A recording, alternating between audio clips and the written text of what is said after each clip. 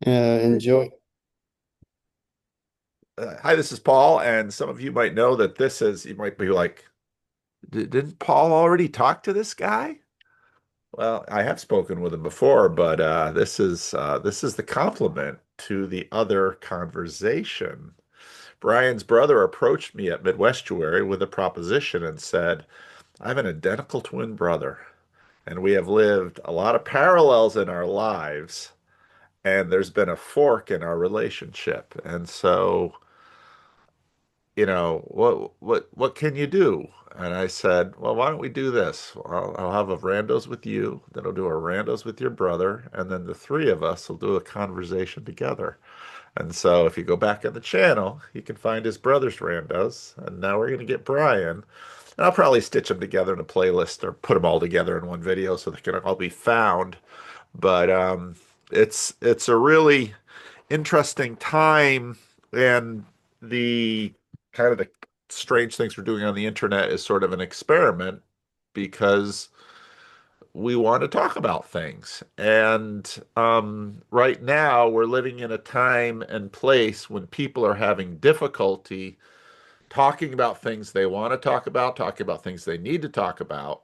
And so the question is, well, what can we do about this? And I think the thing we can do is talk. So, Brian, thank you for, I know your brother got you into this, but thank you for being willing to participate. Gladly, gladly. Yes, he did. So it was his initiative, but I have thoroughly enjoyed becoming acquainted with a lot of the channels, the people at Southeast Estuary and yourself there. So glad to be here. And you've been on Grail Country, so you're not a stranger to the corner. Yeah. So, well, let's start with you. Now, your brother, of course, has told the story, and you're identical twins, so there's going to be a lot of parallels in the story, but identical twins might be identical in many ways, but they are still seeing the world through separate sets of eyes. Yeah. That's the point. I think we pick up on different things and we tell the story in different ways based on our development and current experience, past experience. Yeah, Trajectories and all that. So we'll yeah. see what the difference is. I remember I listened to Brad's, but haven't gone back. Um, yeah, so Well, I'll you start. tell me about the home you grew up in. Absolutely. Well, my parents grew up in a small town in North Mississippi, and they were Methodists and um, really knew each other when they were small children, but dated in high school as well. And they got married and left Mississippi because my dad was in the service and was stationed in Colorado Springs. And there they encountered the Bible church movement through a series of Christian connections after somewhere in there was a James Robinson crusade that they where they went and said that they felt like they heard the gospel for the first time. And that was sort of the beginning of the Christian household that I grew up in, being the flavor that it was, sort of, I guess, quasi-fundamentalist, but my parents weren't very rigorous like that, except in some ways, perhaps.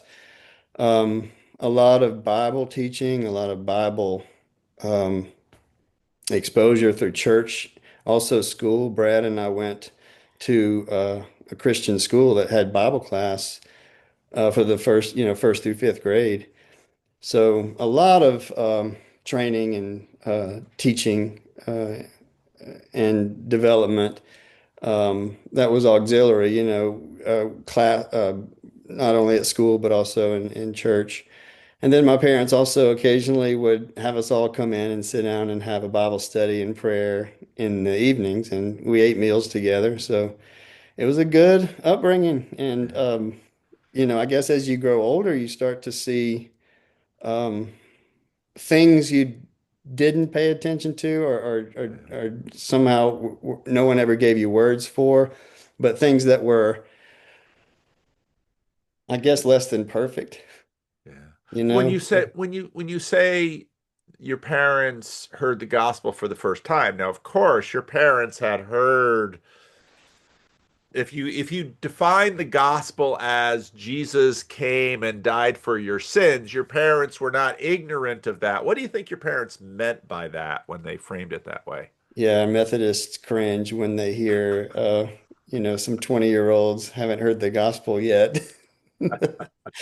But my parents, it was a particular kind of, I guess, packaging of the gospel, where there's sort of probably a lot of propositional um, truth, Romans Road sort of thing, in a big stadium. I imagine these James Robinson crusades to be a lot like Billy Graham crusades, where it's just simple, I guess, and straightforward. Um, for the first time ever, I can see why it might feel like something new to you. And it's of course when the spirit moves, that's new. So yeah, that's what I mean by it. And they would say the same is true. And the journey that they've been on and that we've all been on has taken us through a series of different churches.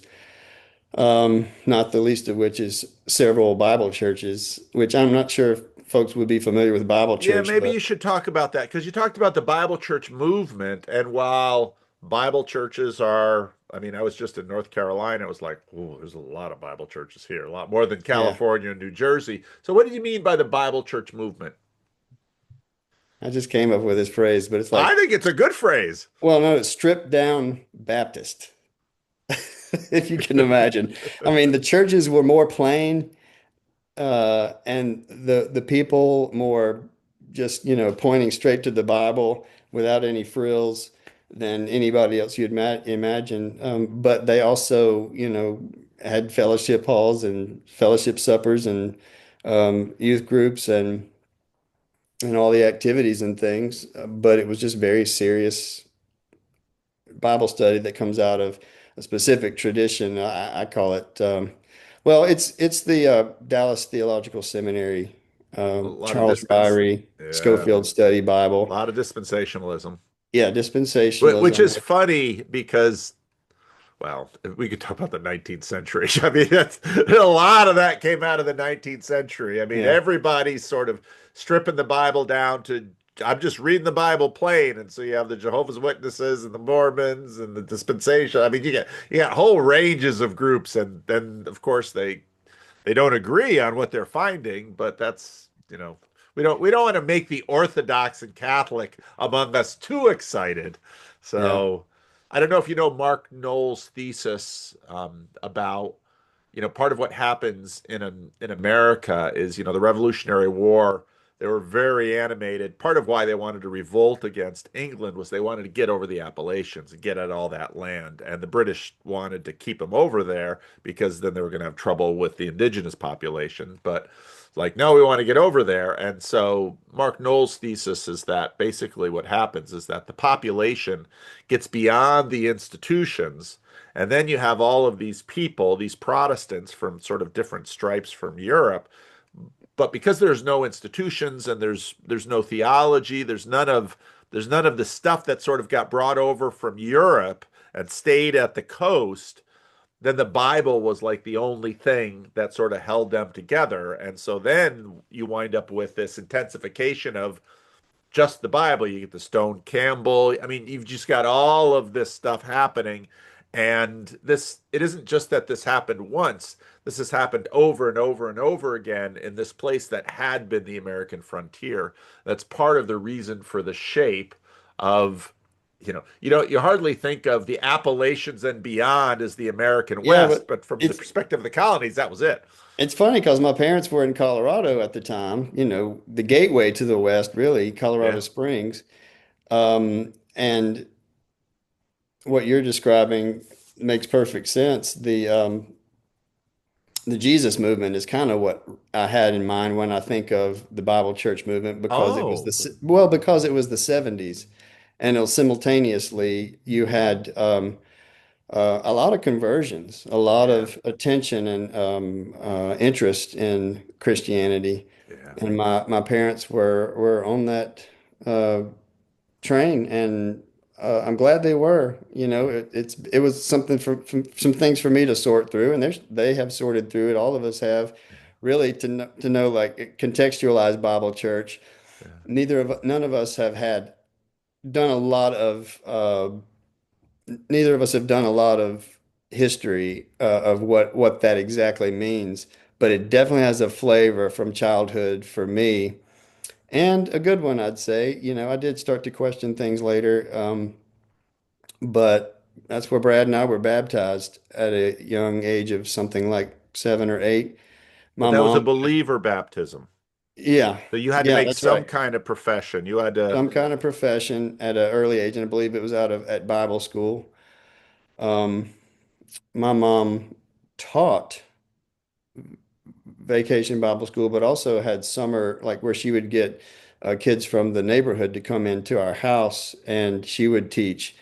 I forget what they were called, but they had the flannel graph, Bible characters. And I was way too young to really understand what was going on at that time, but that's how I got to know and remembered later a lot of neighborhood kids who were older than me. So yeah, just surrounded by good Christian um, intentions. yeah. So Now, that how was my did you, start. all right, so what was church like, let's say, after you were baptized and until you were graduating high school? What was church like for you? Well, the church that where we were going to, we were living on the opposite side of Jackson, Mississippi at the time. Then my uncle and his family went to that church, and it was just a haul to get 4 boys, which my parents had in a van or station wagon across Jackson on a Sunday morning to make it to church. And I don't know what other factors there might have been there, but they did not.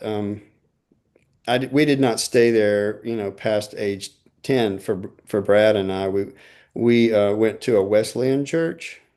Oddly enough, I mean Hmm. that it's not doesn't seem like a logical step for the sort of rigorous um, Bible church tradition. Maybe though.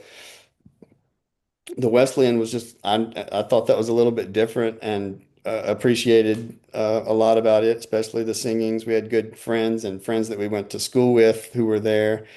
Um, and I guess that was like age 10 through 13 going to the Wesleyan church. But then we jumped again even closer to home to a very large Southern Baptist church, which is where I would say our family pretty much stuck until all the kids were gone out of the house. We all graduated from that church in that church. In fact, I went to college from a connection in that church at Dallas Baptist University because the youth minister at the time was good friends with the dean at Dallas Baptist. So, yeah, my education was Southern Baptist, and I'm actually ordained Southern Baptist. So that's the denomination that kind of launched me. But yeah, church was, I guess our Brad and I both had conversions at age 6 or 7 or whatever age that was. We can't remember.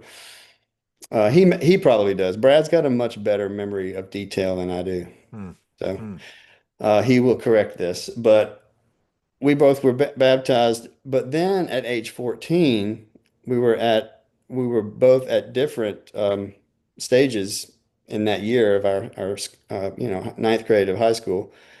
Um,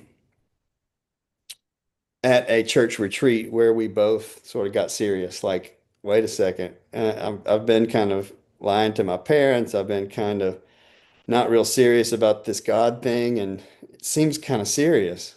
At this Baptist church, it was some, pretty strong teaching in the youth group about being serious with the Lord and Hmm. committing your life to Him. And so what did that mean because, people who listen to this video, some people will know exactly what that means, but some people Yeah. won't know anything about what that means. So at a 14-year-old in a Southern Baptist church, what did it mean that you were getting serious about the Lord?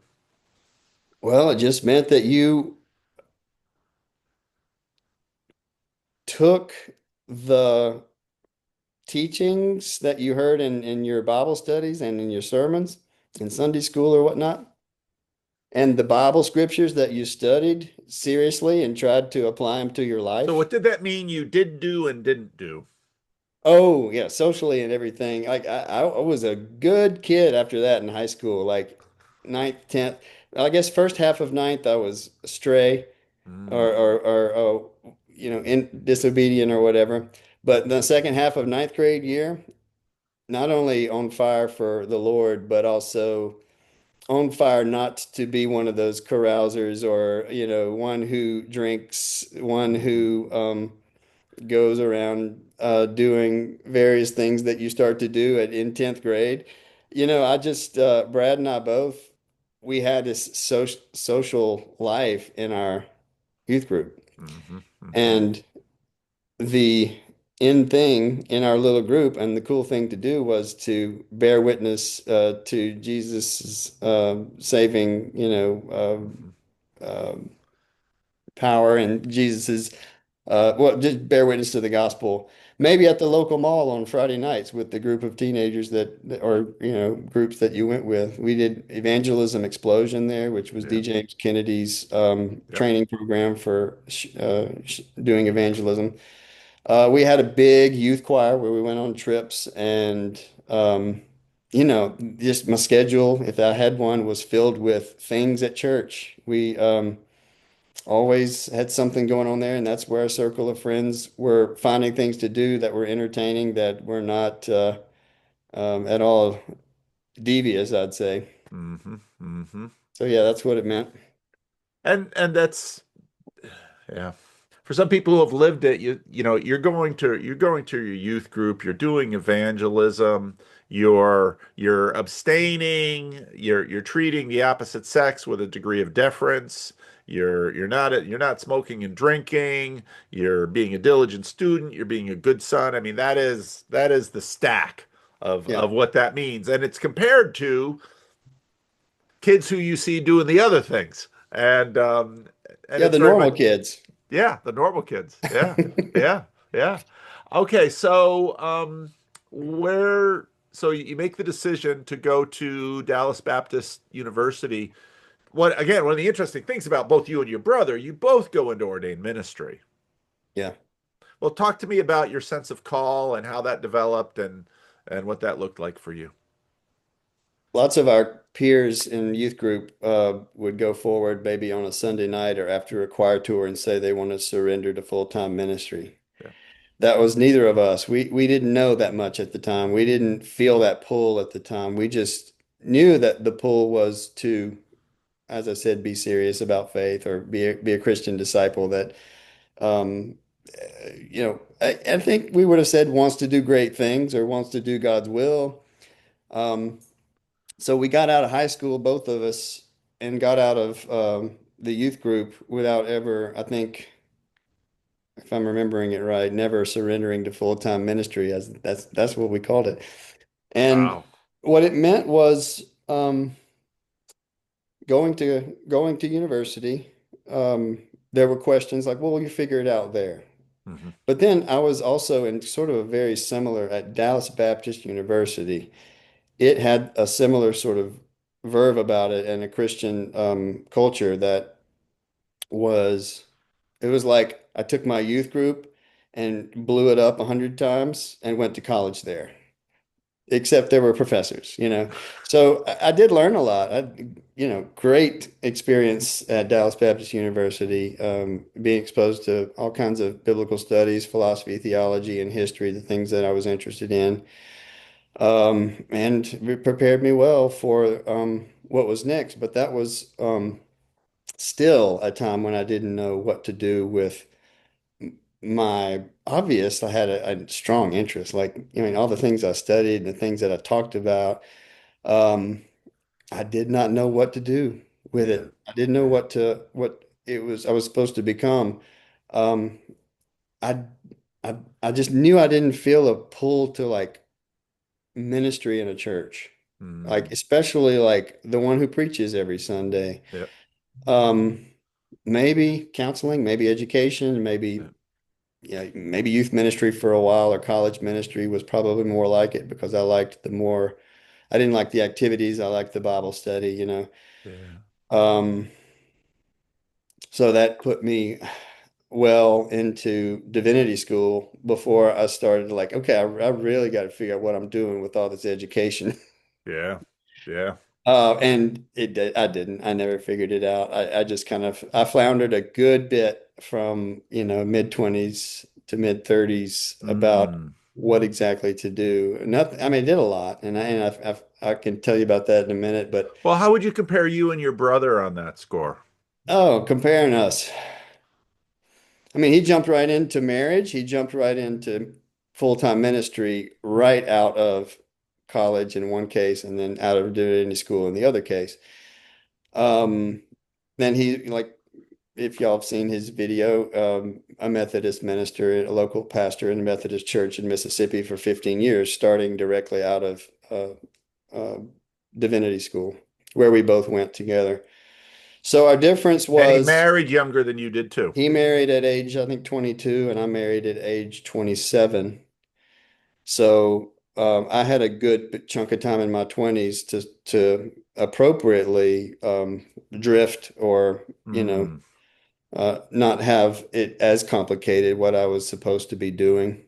It did Mm. become that for me. But Well, let's talk um, more about those years because you, I mean, right now, culturally, people are using their 20s unmarried to do a lot of exploration, to do travel, to do developing a career, and many people are not marrying early. And so one of the interesting points about your story and your brother's story is so to marry young, 22, that's pretty young. It's not necessarily so young for that time. It'd be very young for today. But once you get married and once you have the responsibility of a wife and once a whole bunch of things start to tighten up for you that you've in a sense got to you're entering into a different period of life, and that is going to frame you and shape you, and especially once kids start coming, everything goes. So talk to me a little bit about. Um, Now it's funny because you two look alike, and you two are a lot alike. And he gets married young, meets the right person. You take a little bit more time. How did that 22 to 27 change you, and how did you use those years? oh, it was I think immense. Like of course, I guess the first 4 years of that I was in divinity school. So I got to the joy of having roommates to sort of suss things out Mm, with. You learn a lot about yourselves when you have roommates to clash with and chill with and you know keep house with. And my roommates were pretty rigorous, like, you know, had ideals about when you should eat and and what your finances should look like. And mm, actually I learned a lot from those guys. So that's first of all. I I'd got to have like, and Brad used to come over and hang out with us you know, when his wife was not, or we'd all eat together. Sometimes we'd go out there. So we were fairly close in proximity to Brad and his wife, Mandy. But my roommates and I, you know, we're just having a kind of a different experience. And it was usually around studying Greek and Hebrew. mm, But it was just I'd say formative in the sense that Brad faced his initial, I guess, disappointments or understandings about the reality of our imperfect family where we came from in marriage. And found out that our family wasn't exactly perfect when I was living with roommates. That's a huge, mm. huge difference. You know, he would say and did say, I believe, that it was a time for him where it was a pretty good struggle. And you know, I guess what to be candid, I felt depression for the first time and was able to put a name on it at that age, early 20s. And I was surrounded by good people, including Brad. I was surrounded by professors that cared about that kind of thing, even pastors. Um, and my professors I had were very much pastors to me in divinity Yeah. school. So, Yeah. what a blessing. Yeah. And my friends, we were in groups that we were have able to have dialogue about it. And Mm. I would go home in the summers and live with my parents because I worked for my dad's business. He was a consultant for cotton farmers for, oh gosh, I can't remember how many years, a long time, but I worked for him for 13 of those years, Wow. walking in the cotton fields, kind of tracking the insect activity and the plant development in order to advise the farmers on their spraying and Yep. just progress on their crops. So I got to go home and spend time with my mom and dad when it was just me and my mom and dad. And And that's different. it is different. And what I would say about it is, um, for me, I was able to just be around them and feel some of those tensions. I don't forget the words that Brad used. It was volatility. Because, yeah, my parents fought a lot when we were growing up, and I knew that. But I didn't know I was internalizing this, Mm. all along the way. And when you wake up in your early 20s and realize you have, I don't know, unresolved angst, and it's not even connected so much to who you are in the world. It's just this sense of unexplained depression. Yeah. Um, and I would notice it more when I would go home. So I was able to come home and then come back and talk about it. Go Yeah. home, come back Yeah. and talk about it with no real um, complicating factors of being in a marriage and trying to negotiate that with your wife and sort Yeah. things out. So Um, yeah, a little bit different experience there for me and him in reflecting on our family of origin. Yeah. But that's just part of it. I would say, and maybe what your question, my mind went to first was, I learned that I loved to go hiking. Uh, Oh. yeah, I had a couple of friends who I guess I was right at a 25. um, we started taking these, backpacking trips into the Great Smoky Mountains or destinations like that, just to go, like carry everything on your back and stay out for a few nights, a long weekend or whatever. Um, and I don't know, the revelation there to me was my dad used to take us fishing and hunting all the time and camping and um, I loved being outdoors, and chose to forego sports just so I could like spend more time with my dad out in the fields and lake, Yeah. during high school or weekends or whatever, and didn't have to commit to practice or whatever. And I don't know, I may have not given that much due because I kind of liked some things about sports and kind of think I would have benefited from sticking to one of them, but my sport was hunting and fishing. Hmm. All that being said, I didn't really develop a practice of hunting and fishing.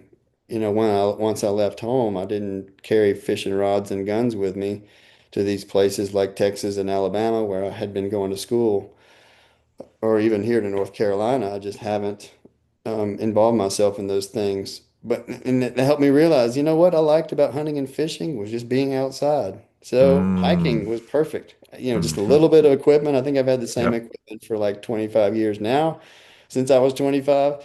And um, I just remember kept a little scrapbook of the places I got to hike, and that made me feel I guess individuated. There was a sort Mm. of, no one had ever done this in my family or taken me from my family to these things with this kind of equipment and this way of eating and all this stuff. And I just loved it. And it was contemplative. It was getting away from like, I don't know, whether it's the problems or the technologies or the news, whatever it is, just to get away and have conversation with the friend you're with. Hmm. I even did a little bit of solo hiking where I would take, journals and, write down thoughts and, basically just do extended journaling and prayer type activities. So that was part of the 20s. I was afforded that, and I always cherished that. Age, we'll say 22 to 27, but Yeah. certainly 25 to 27 in doing those hikes after divinity school was over. Okay. So what was the well, what was the transition like from finishing divinity school and then getting into the ministry, marriage? What did that? Because those are, I've got kids now. My oldest is 34, my youngest is 25. And so now my youngest he's just in this last year gotten into the engineering job that he was, and he's that that transition from school to work and the transition from singleness to marriage. I mean, those are big transitions in our lives because they form us so much and we get changed by this different thing. So what was that for you? It was kind of an extension of this individuation because I think I was alluding to this, but I still didn't know what to do. I did a few interviews with churches to, try to get on youth and college ministry. But at some point, I was like, I'm just going to go get a job at this garden shop. And I just went and, asked the guy, did he need any help? And he asked if I was handy, and I didn't know what that meant, but I figured out that, can I just do basic stuff with tools? I was like, sure. So, that was fun. I mean, it allowed me to keep hiking and, sort Mm, of, I lived with roommates still for a yep, couple of years after divinity school. Um, paid off my loans that I had taken for divinity yep, school, trying to yep, get out of debt for that, and that yep. that happened pretty quickly. It wasn't a lot that I had to borrow. Um, but my marriage was basically an arranged marriage because my the girl that I married, my mom had sort of kept me up to date about what she was doing. And I didn't date a whole lot. I didn't date a whole lot in high school. I had a Mom few, was looking out for you. yeah, I had a few girlfriends in high school, a few dates in college, I'd say. I had one, for me, a long-term relationship was 3 months, and I couldn't seem to break through that ceiling. Um, but yeah, in 2002, this girl had been in that Wesleyan church, and her older brother I had gone to kindergarten with even earlier. So as a family friend, probably met through some Bible study connection. Our families are still acquaintances. Um, but yeah, she and I got married, and it was. Um, I'm pausing because, of course, we're acquaintances. We're married. Well, no, we got divorced. So Okay. we ended up getting divorced after about 8 or 9 years. Okay. And just I'll come back to that later. But Yeah, yeah. but to tell you about our story starting off, there was um, I don't know, something mixed about it because one, it was an arranged marriage, we called it. Um, and it was like any dating relationship of interest and, growth and development. Um, we dated for a while, and then once we did get married, it wasn't long after that we announced to our families we were leaving the state. So, Oh, was that a big so deal? both families are big, both families are real tight knit, both families close to Oh, home more or less. Um, And I had come back into Mississippi to date her from Alabama, where I was working at the garden place in Birmingham, where the divinity school was. So it was like a kind of a two-step. Stepped back towards home, married a girl that was picked out for me, and then we both flew the coop. Where'd you And we go? moved to Chapel Hill, North Okay. Carolina, and that was in 2004. And in 2005, we had a baby, and he's 20 years old now. So Mm, um, that move and that marriage and that individuating yeah.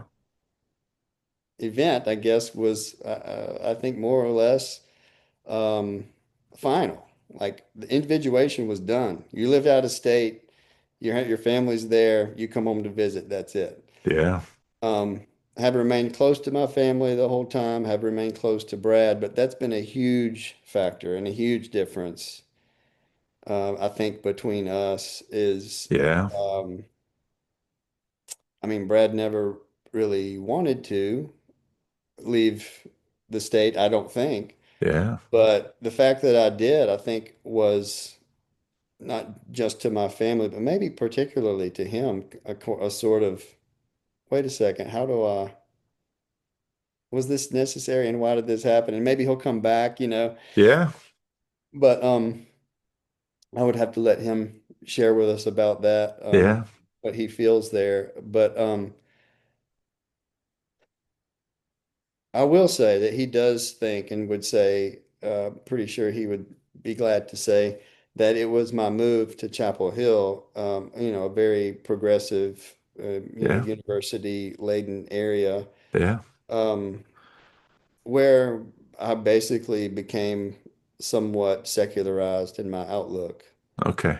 Um, I wouldn't choose to say it that way, although I can understand why he would think so. Yeah. Our differences, I think, can be traced in large measure to this, that I'm describing, him staying in Mississippi, um, and me getting exposed to ideas and basically leaning left on a lot of things, both political and theological. Yeah. Yeah. Um, that's What not did a that's not a real black and white sort of distinction there because Brad leaned left for in some ways after the Bush years, was more into Obama. Mhm. Most of the Obama terms he was, but all that being said, I think we've pretty much been on this. I have always thought that we had been on the same page theologically Hmm. and basically saw the church and culture and the gospel and the theology in the same way, Hmm. but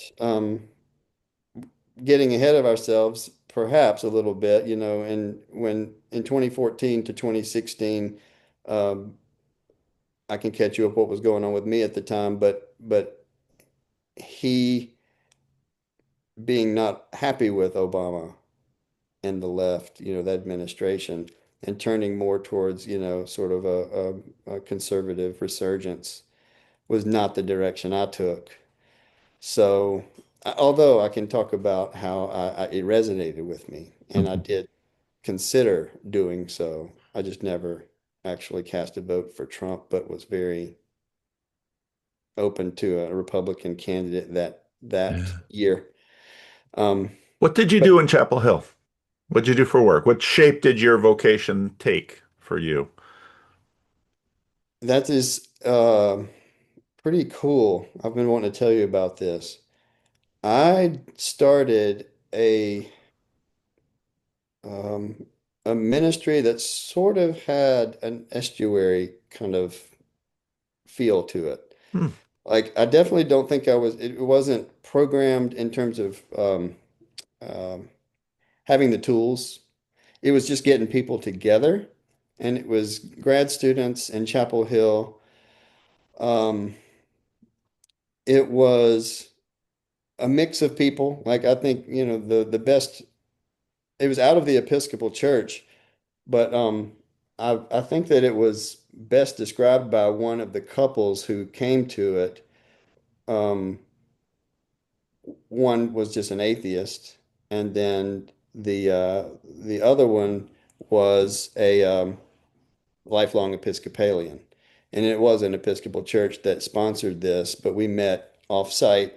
We met not under the auspices of the church. In fact, I tried to downplay that it was associated with the church. I told them where we got funding from, but there was no part of the agenda that was churchy. So I called it alternative, and Brad and I had a lot of conversations about alternative. Um, what I was doing because the question was, are you trying to start a church? Are you trying to do evangelism? Or are you just talking over coffee, whatever? Um, and I was like, yeah, I don't know. Well, tell me more about it. What was it structured? What did you do? We we watched films, movies. We tried to pick things that would be interesting and to talk about. Um, Pick a topic, and we would talk about that. um, Something that was important to us, like, I don't know, this one just came to mind. Eating, like of all the decisions that you can make around eating ethically, eating with people, what does eating mean for, people who care about what they're doing and as they're, young adults trying to learn how to live well. So just have interesting conversation. And what I meant by it didn't take anything like the estuary format. So, but the fact that it was a mixed group of Christians and non-Christians Yep.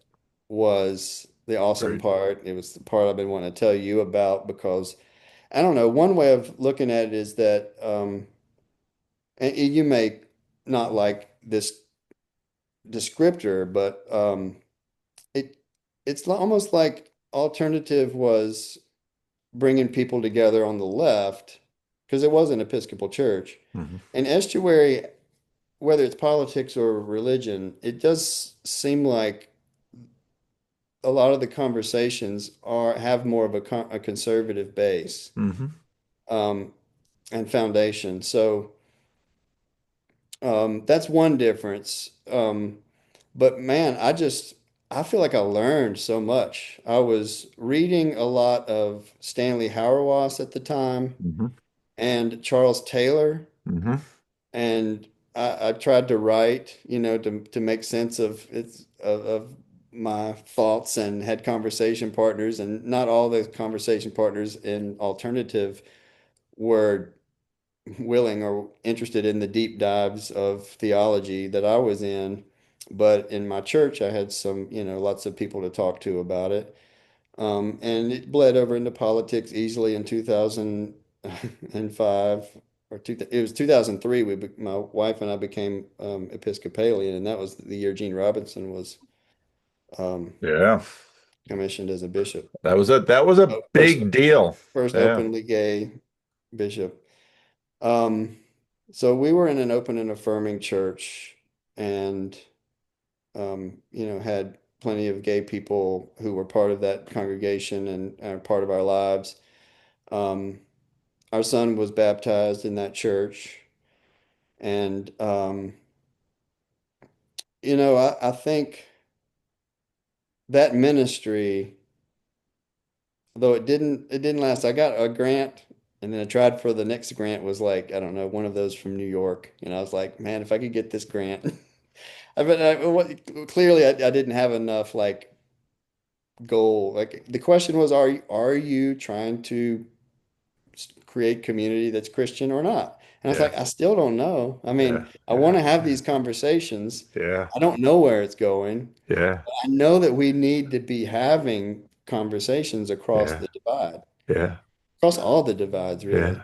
Yeah. It's very So, estuary, very TLC. yeah, and Yeah. for that reason, that's one of the things I've wanted to talk with you about, and we can keep on going with with my story, but just the question of dialogue across lines, and whether it's the line or porous membrane between religion and politics, or the left and right. I think that the broader we go and the more inclusive that we go and the more open we are, um, the more possibility we'll see in finding common ground and things that we actually agree on. What in an age right now when things are so divided, Yeah. we're divided in ways, and Brad and I, in some ways, but embody that because we're on both either side. Yeah. He's on the right, I'm on the left. Yeah. Um, of that divide. And the question is, can Brad and I talk Yeah. about everything that both of us want to talk about to find and really listen? But it's almost like we get locked into um defensiveness or frustration and a lack of will for the other one. In my case, I sense a lack of will and intention for Brad to really understand what I'm trying to say because it Hmm. already just sounds bad to him. He doesn't want to know any more about it. He just wants to Hmm. refute it.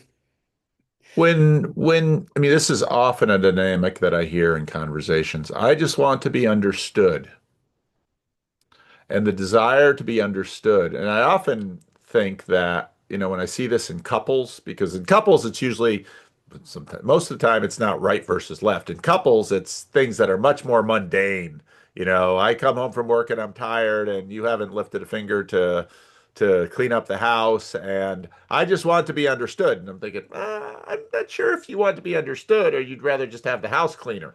Um, and so there's a lot I think that's built into that language, in terms of, okay, do you just want to be understood, or do you want to be agreed with? Because those are two different bars.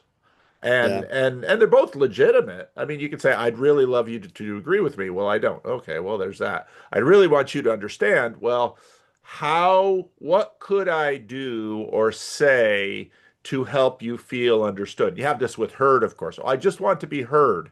Okay.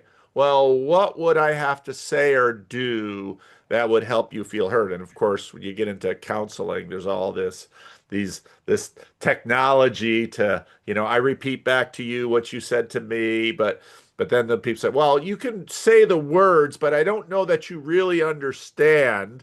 Okay, well, what would make you think that I understood? Well, and then sometimes you sort of pull it open and it's like, well, if you really understood, you would agree. Oh, right. There's a that's a lot of different that. bar. Yeah, a lot of that going on. And you describing it, yeah, it's brilliant. It sounds to me like something that is just going on at every level. We all want to be heard, yes. But I think behind that is, well, we're facing difference in other Yeah. people. Yeah. And I think that's just life. I mean, I mean, the Gottmans have very poignant. Um, they're a couple, John Gottman, his wife's a PhD as well. I can't remember. I don't know them very well in terms of their work, but I saw this statistic from their I've read research. a few of their books. Yeah, one of their research statistics recently was 80% of all marital conflict never gets resolved. And Yeah. that's people who are working in the field doing it, like Yes. trying to resolve it. Yes. So that kind of changes where your bar is for like doing the second thing, which is being agreed with, Yes. expecting someone to agree with you, Yes. expecting y'all to line up on all the things that you really just don't want to differ on or otherwise deal with. And I think it's very common. It's like human nature. We face difference, whether it's in a marriage or in a very close friendship where you disagree on politics and religion. And certainly writ large, I think we're experiencing it in culture. it's a big question mark. Like, what is the insight and what are the tools that will help us actually find, I guess, for lack of a better word, I think it is the word, but peace, like to resolve things peacefully without resolving every little thing, right? It's negotiating. We don't have to resolve every little thing. We do need to negotiate how to be a country, you know?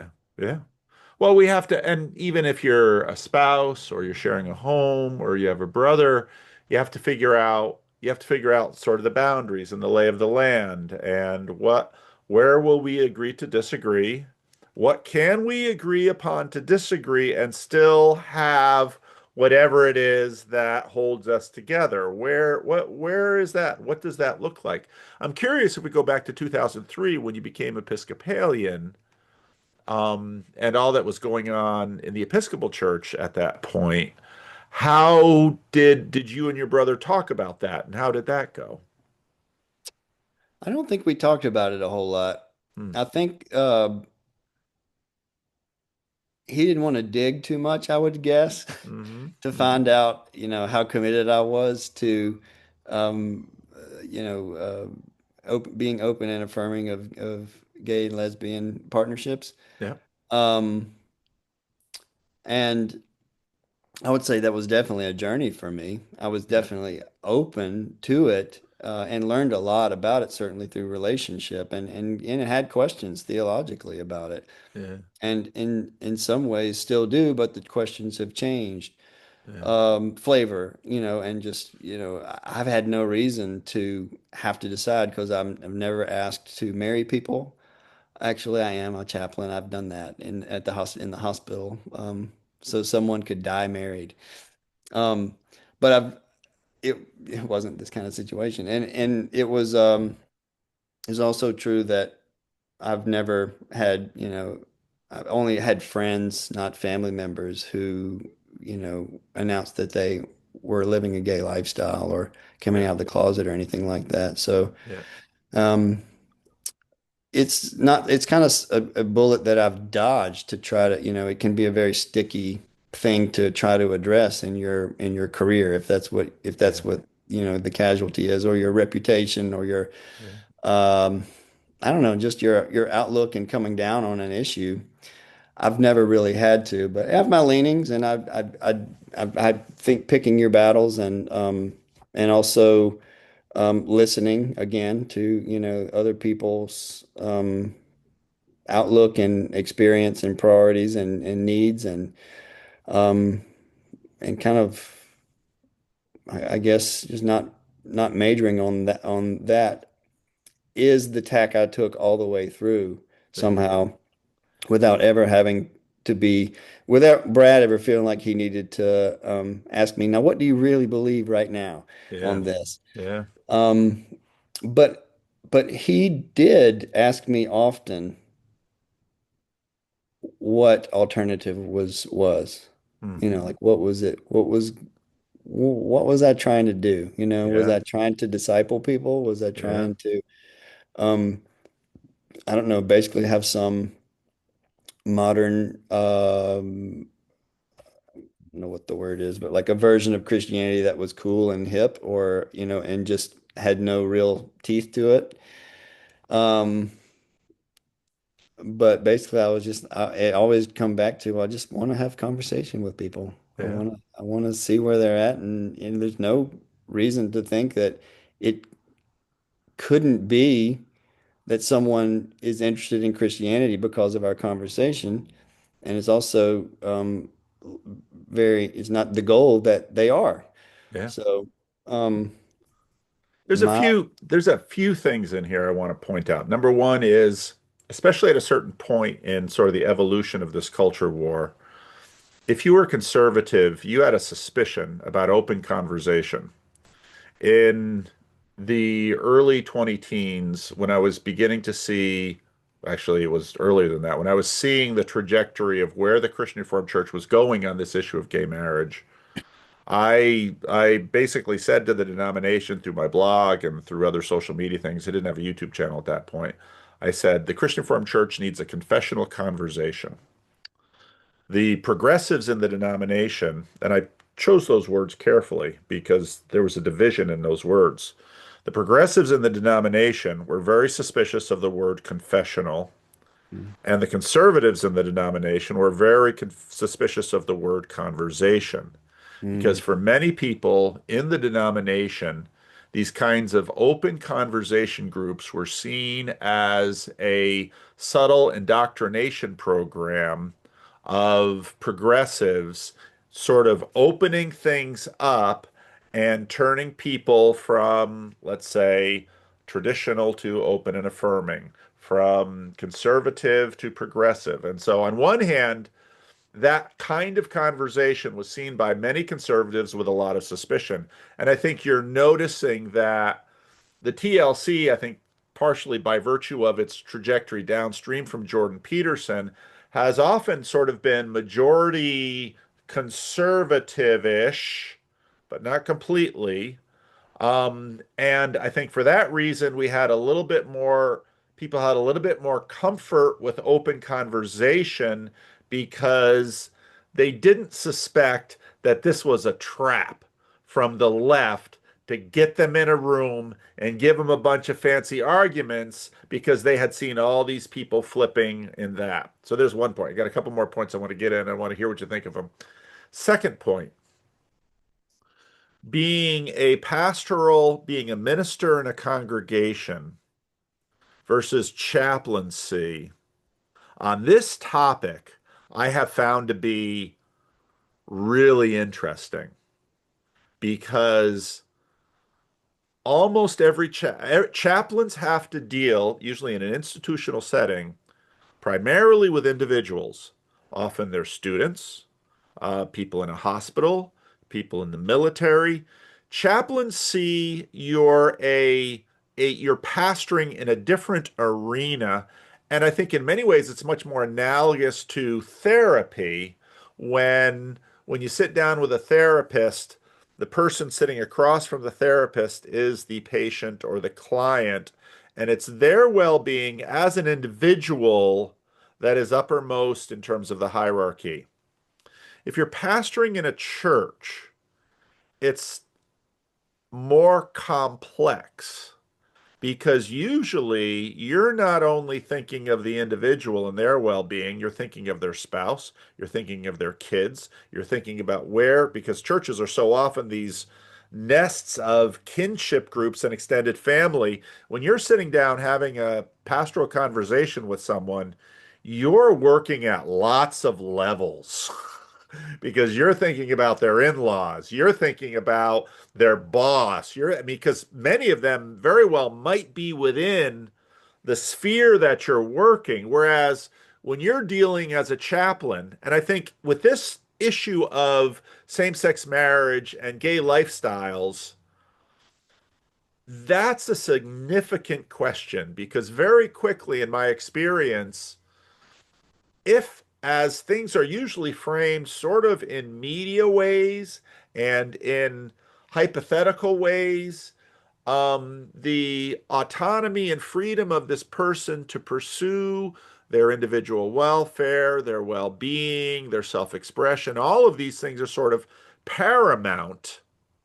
But when you're sitting there with an entire community and this one person says, I have made a decision that maybe not only sort of contradicts the rest of the community, but I am going to pursue this thing that and then very quickly what happens in church is that now we need to get everybody else in church to ally with this person mm, on their new career. And in my mm, experience, when it comes to family dynamics around, let's say, someone coming out, it is super complicated because right now in our culture, there's been a tremendous pressure on parents, let's say, to affirm because, the message went out that if you don't affirm your kid, they might kill themselves. So this is a life and death situation. But what that has meant for a lot of parents is that they need to get involved in this I need to say this publicly that I love my child and I just want them to be happy. But if then they come into the pastor's office and now the pastor starts hearing some other things. I can't say this out there, but you know what? I don't know if I'll have grandchildren. Yeah. I don't know. And then you begin to hear other stories of my brother was gay. And, I mean, just in a church context, this whole thing very quickly gets super complicated. Whereas in a chaplaincy context, you're talking about this person, and for very real reasons, wow, you're, for someone who finds themselves same-sex oriented, the ideas, the side B alternatives, in many ways, especially at first look, they don't look so good. Celibacy, um, there's a reason the culture kind of turned and said, you know, there's been a lot of damage trying to sort of force people into these roles when that comes at a tremendous cost. So, I'm not trying to argue the case here, but what's interesting is that, well, first of all, clearly you and your brother are both living in different contexts, and depending on where you live, to be for or against same-sex marriage is going to have consequences. If you're living in a Southern Baptist conservative place, to be, say, you're for same-sex marriage, you're going to have trouble in the Southern Baptist Church. Now, the Methodist Church, of course, that's been a whole other fight. But now, in a university town, in an Episcopal church, well, to say, I've got some questions about whether same-sex marriage is actually a thing or the path forward. You say that in an Episcopalian setting, you just have the whole other situation. So Yeah. it's interesting in the case of you and your brother, Mhm. you're living in different contexts, even though you're both ordained, you're both in an ordained ministry, your ministry contexts are different. And also, even the fact that if you're working in a church environment with, as opposed to, let's say, chaplaincy situations, as a minister engaging with people, I mean, like it or not, if you're, let's say, if you're I just found in my live stream now of all of these old randos, I found a conversation I had with my friend Lloyd Wicker, who became a Marine chaplain. And we talked about chaplaincy and how that works in the Marines, but basically the Marine Corps is hiring him because when it's all said and done, the Marine Corps believes that these chaplains are going to help their soldiers be good soldiers. And when you're in a church, you certainly want them to be good husbands and fathers and workers and all of those things. But in a hospital setting, it's a little bit different. In a student setting, it's a little bit different. And so you and your brother have been under different forces of formation that are powerful, but also slow and subtle. And I'm sure, quite obviously, I would think that's a piece of the fact that, oh, especially with everything that's been happening in the culture right now, you look across and we're in different places. And there's good reasons for us for having been formed in the ways that we've been formed. Mhm. Not something that's just so readily dismissed or diffused because your your view of the world has been formed by these contexts. That's a lot of talking, but just in terms of listening to your story and seeing the pieces of it, those are just some of the things I Yeah, saw. you put your finger right on the thing of really it's our age and the division. Like a university town or, East Coast urban context, you get the nudges to the left. Yep.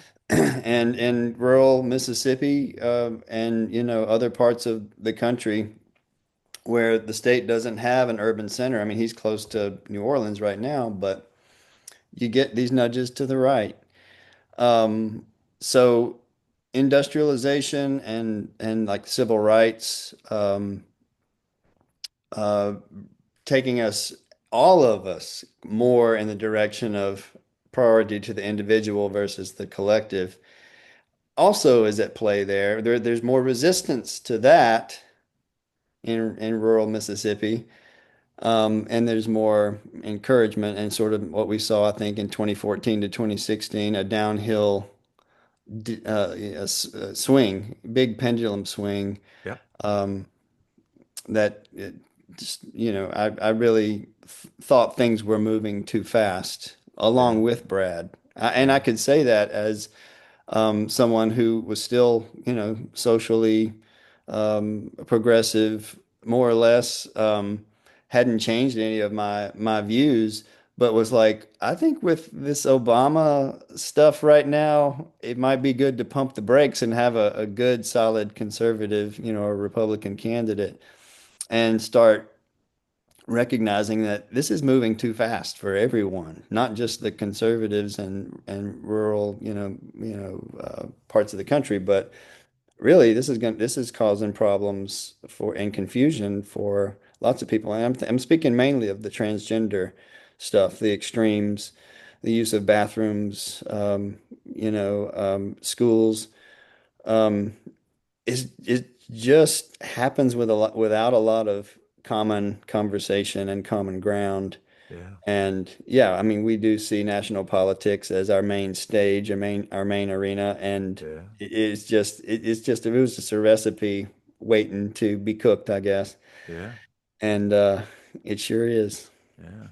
So talk to me a little bit about um so I could see with your with this, it sounds like you had this ministry, these this alternative ministry. You were looking for funding for it. You didn't find funding for it. You were working as a chaplaincy at University of Chapel Hill. Yeah, I'll tell you the transition there because actually I was more or less bivocational, and I was in turmoil, I think, about how I would actually, like, who am I in the world was a question that Mm, I had. Some aspect, I tried to relax about it in my 20s, but once I got married and moved to Chapel Hill and had a son, of course, my wife was interested in that question. Who are you in the world and how are you going to provide? When I yes. actually was, before we got married and while we were married in Mississippi, I was working in construction. I was handy, so I was working in construction, cutting out kits for a company that built storage buildings. I loved that. Um, it was a good job. I Mm, learned a lot. mm, Um, and when I moved to Chapel Hill, I started working at a market, like Weaver Street Market Co-op, which has several branches around Chapel Hill now. But back then, I worked there. I ended up working there for about 15 years, slightly on and off, but that was my mainstay. And it was a great place to work, paid a decent hourly wage, and I could do these other things like my alternative ministry. I was a stay-home dad for our son for a good solid, 2 years or more before he was in preschool. Um, I did other things that I was trying to find ways to make use of my, worked under a grant at Duke for clergy health and basically just gathered data and helped code the data. Um, but around that time, I didn't see it coming, and I should have seen it coming, but my wife wasn't happy, and mm. uh, something about I don't, without saying too much about that, I found myself, getting an apartment, Yeah. and boy, what I'm telling you right now is anything I did ministry wise or life wise after that experience. I call that was my this is, still is my post-apocalyptic life. Yeah. That was when, I thought in my 20s I was learning that things weren't perfect and that it's hard to work things out. Well, through a divorce when you have a 6-year-old child and you just didn't think that this was on the table. Um, and yeah, And you're in have had ministry. yeah, I was not ordained at the time, No. and I was trying to find a place in ministry, Yeah. but was not very comfortable with like any direction of associating myself as an Episcopalian. I did and was in at the time a youth minister at a Methodist church. Yeah. So, I had auxiliary roles in ministry, but it was through that I found chaplaincy because I was face down in the carpet, just filled with that existential nausea and angst about how can this be ending and now what's life like, that I just said, God, what do you want me to do? And I've never Yeah. really been this type, and I've never really audibly heard things, but it was very clear that it was time for me to be trained as a chaplain. Like it was not Hmm. something that paid. Its first the internship was a non-paid internship at UNC. But I was working at Weaver Street and had my son, come stay with me for half the week and got him to school, and it was all right there. I could pretty much walk or bike in all of these places, and had ended up getting me a cheap car, but I was finding my feet again, Yeah. and also dealing with the grief of Yeah. that loss. Yeah. And out of that, chaplaincy has been perfect for me, and I'd never Yeah. seen that before. I couldn't have Yeah. seen it before. I wouldn't have chosen it before. In fact, I knew about chaplaincy training before. Brad actually Yeah. did it way back when in divinity school. But when I did, I was like, I can do this till I need to, either be Mm. buried or retire. I don't know which, but I love it, and it is a good fit. And it is funny that you bring up this issue of the difference between it and pastoral ministry, because it's another, city mouse, country mouse distinction too, that sets us up to be so different. Um, when we began as a one zygote, and the whole um, general move of our society and our culture becoming more, well, basically structures falling apart, like families, churches. I mean, you didn't mention this, but sort of in between all the pastoral issues that you're faced with today as a pastor of a church, youth leave communities a lot faster and never look back, Yeah. these days than they did 50 years Yeah. ago. So that it touches all of us. And I think that's why we need a broad conversation about the differences. Because they are, I look at them, Paul, as differences that go to the core, uh, maybe not of our humanity, because you always have, the biological substratum of we're human beings, and I think we can recognize each other as such.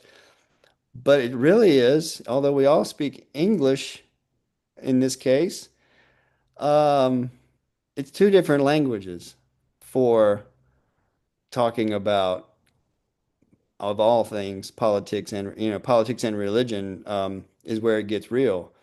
And if someone you thought you had always been in agreement with is suddenly speaking another language, and you're digging down deeper into where's the common ground, and you never really find it, it causes, this has been for me a place to really try to put some words to it, to make sense of it, and I've appreciated this little corner for that reason, because a lot of the conversations um, are um, right there in the thick of it. So the different languages for, well, you can call it left and right, but I think it's to to be more. I've been thinking more in terms of it's like we're in two different epochs at once because the ancient medieval synthesis and the early modern um, developments have all been um, it's like what conservatives want to get back to is the foundations of what we know, what we believe, and what um, and who is God. And I think C.S. Lewis is a big representative of for lots of people, and Brad is definitely one of those.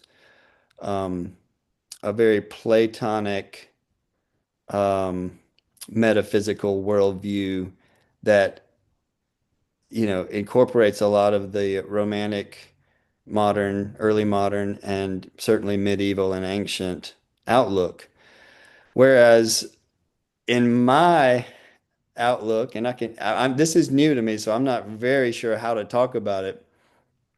But my connection with you on it is Jordan Daniel Wood and J.D. Lionheart talking about being and becoming, because to me there's a real um, uh, just a handle there Hmm. for if being is Plato's metaphysics, and there are foundations in the Tao and just natural law and understanding uh, God and the Logos as um, an expression of that core truth, or a truth that comes from out here, the subsidiary aspect of everything.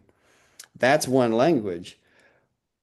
But with Christology being addressed and asking these questions, especially at both at the same time, do we, to err on the side of being or of metaphysics versus to err on the side of, process theology or the dialectic? That's the way I've started to see our differences, Yeah. both Brad's and mine, and our differences in the modern era. Hmm. Um, and I guess I really, really want us, whether it's just me and Brad or the whole world, to find a constructive synthesis. And that tips my hand, my hand about where I land, because I'm really seeing everything through the lens of Hegel Hmm. these days as a different language than Plato. Hmm. And I'm not real schooled in many specialty areas of philosophy, but and Hegel is very hard to track with and understand. But Jordan Daniel Wood has found an expression of um, of Hegel by reading him through the lens of Christology, starting there and reading what Hegel said in terms of dialectic and synthesis, um, to be able to express um, Christology in a way it's not um, heretical, it's not process theology, it's not completely unmoored. It's really a lot of the same things that Ian McGilchrist is saying about left and right brain, and sort of he even uses Hegel to talk about the sublation of left and right brain, where the master is appropriately, followed by the emissary, and together they do something completely new. The left and the right brain become more than either can be when you're trying to, really emphasize one or the other. And Hmm. even John Vervaeke um, talks about, I don't think he names Hegel, but man, it was at Midwestuary, his speech there really caught my attention. I haven't been able to follow him very closely Hmm. because of his subject matter as a neuroscientist. Um, Cognitive scientist. Cognitive scientist, thank you. I was trying to think of the right word. Um, But fascinating. I guess I can look and see. Um, between the imaginal and the reasonable, that he makes those distinctions and then says there's a porous boundary between the two, and actually our participation in both are the way forward, and it's just the way things work cognitively and otherwise. It's just there's just it's not as neat as the Enlightenment has told us, and it's also um, when you start talking about, let me grab this piece of paper here. When you start talking about voluntary necessity Hmm. in that context of, the right brain and left brain, or he says imaginable and reasonable, that voluntary necessity is a modality of taking both and recognizing their role and finding a strength of synthesis between them and acting out of that. The mode of, he said it's spirit, but I think that mode of voluntary necessity is faith. Paul experienced it on the road to Damascus, like Yeah. there's Yeah. no question, there's no Yeah. question here about um, what my next step is. There's nothing I can do. I mean, John 6 says it too, where else can we go? You have the words of life. You just can't resist it, but you're choosing it freely. Yeah. Yeah. So there's Calvin and Arminius right there. You can, you can recognize the reality that our conversations have been too small, at least Hmm. in mid Enlightenment, I'll say. And Hegel offered us something that was seen as a big system of, something mechanical and no one could really understand. And uh, it was too wooden in the popular readings of him. But Jordan Daniel Wood and others, uh, uh, Rowan Williams too, are starting to articulate this understanding of Hegel that allows for um,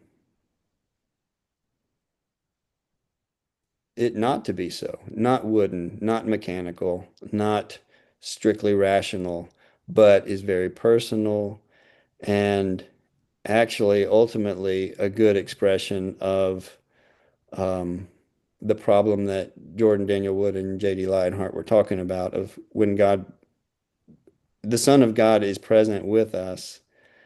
How can that even be possible? Yeah. Well, Yeah. Kant had one way of saying it's just not, so therefore it's not. And it's not, he would say, well, I stopped trying to think about it so I can have faith. Hmm. But Hegel provided a way to say, well, we can actually know God. We can actually know some things. Um, whereas Kant would have said, no, we can't know. But Hegel found a way to describe a completely new paradigm. And most people would say all of Western philosophy has been basically Plato and Hegel, and the rest is just footnotes.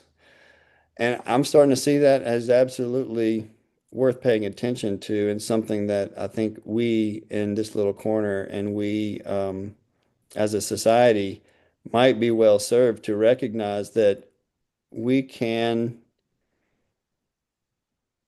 see each other as persons and find some synthesis, whether it's around Christianity in our religious outlook, or whether it's around liberalism and democracy in our political context. Now, we can talk for another 2 hours about how those two relate. But I do work on that a lot. I do think about that a lot. Hmm. And you're pointing to the Paul Kingsnorth First Things lecture on civilizational Christianity with, the things he was raising there really captured my heart for your channel in the corner, Hmm. because I see it as central. I see the question of whether or not the civilizational forms of the faith, and majorly I'm just talking about Western civilization, um, can be reconciled, I guess, to the new, you know, modern and postmodern outlook. Um, and if they don't, what are we going to do? But if they're not able to be reconciled, um, what does it mean for that? What we were saying earlier about you've got these two differences. Um, you got some choices. You can either kill each other and drive each other off land, or you can work it out, negotiate it. And I see a lot of promise theologically and otherwise for synthesis, for something new to come out of this that no one can see right now or can expect. Um, and there's already been a lot of work done on it, the American experiment and the I guess the structure of our politics or the liberalism that is the procedural, liberalism is a good model. And the issue of civilizational Christianity as foundations, and that word foundations I associate greatly with conservatism, because whether it's politics or religion, foundations and being able to point to them and build on them are kind of what define that. And now I'm getting myself in loops and swirls, but actually it's true of the left too, because the left has its own foundationalism. Yeah. But I think that this nuanced and Hegelian perspective on Hegel, and also the reality that Christology can help theologians. Well, theology, factoring in Christology from the beginning, can help theologians speak better to our political models. Is a huge area of possibility that doesn't retain the need to compete and clash, but can allow for the space while also recognizing what I said earlier. We are in an apocalypse. And my eschatology has changed a lot since my parents taught me all the charts from dispensationalism class. I don't know. I loved you going through Revelation, and I kind of went through it with you. Um, and lots of open-ended conversations still being had there. But I definitely am seeing the apocalypse as something that started in the first century and remains the case. And we come in and out of these seasons of Western history that um, throw us for loops. And I think in essence, what we're going through right now is and it's being called the meaning crisis is the dead giveaway, Yeah. I'll let you, I want to ask you, I know we're running thin on time, We're okay. Got a but I half hour wanted yet. to ask you about this. I guess on this civilizational Christianity, and I know you've been um, vocal about sort of the natural reality of what we mean by nationalism, and that dread Christian nationalism is not necessarily um, a misnomer. With Tom Holland, I mean, we are a nation, and embedded in Western civilization, have gone through a lot of changes. But my question is, when, and this is, I don't know, maybe a bombshell or whatever, when and how does Christianity get corrupted? So, in that context, the context of civilizational Christianity, and I think we can talk about it in terms of Charlie Kirk too, Hmm. recognizing that there's a little bit of corruption there when it comes to um, the blending of politics and religion um, at his memorial service with some of the speeches and the way that they were purely political and partisan, and at a guy's funeral where thousands and thousands of people were there as Christian evangelicals, maybe now that's what they are, Bishop but Barron was there. He's not well, evangelical. it was very ecumenical. It was very ecumenical, very Very ecumenical, metagelical. but when you said all people, all of us are really Protestants now, that's the sense in which I use the word evangelical. And I think you're right. But also, a sub question for that is, are we all Calvinists too? Arminians are Calvinist heretics. The so one of the Peter Leithart, do you know who he is? Yeah. Okay, so Peter Leithart has this fun little book against Christianity. And just the first little part of the book, he basically says, you're not going to find Christianity in the Bible. And that smells like a pastor trick, and it is. Because on one hand, you're not going to get me to say that, well, when it's all said and done, Christianity isn't a thing. But there is a question of the thingness with respect to Christianity, and that does get into some of these more difficult registers about participation, this synthesis between, let's say, being and process, being and becoming. I don't think there's, so part of the reason that lately I've been playing around with post-war consensus stuff and Alec Ryrie's book, when he pointed to FDR's Four Freedoms speech that he gave in 1941, in January of 1941, when he's trying to convince Congress at at at that point in the war, of course, Asia is heating up. Hitler has conquered mainland Europe. Britain is trying to hold out. The U.S. isolationist, and U.S. is overwhelmingly isolationist. I mean, that is a political consensus that anyone would love to see today. There's a cash and carry clause that basically says we will sell arms, but it's cash on the barrel. And Britain is running out of money. And so FDR wants lend lease so that they can keep Britain in the war. And FDR is continuing to think we're going to have to get into this war. And of course, in some ways, the Japanese do him a favor, if you can call Pearl Harbor a favor. But so he gives this speech about four freedoms. And what Ryrie points out is that these are universal. And it's freedom of religion, it's freedom of speech, and it's also freedom from want and freedom from fear.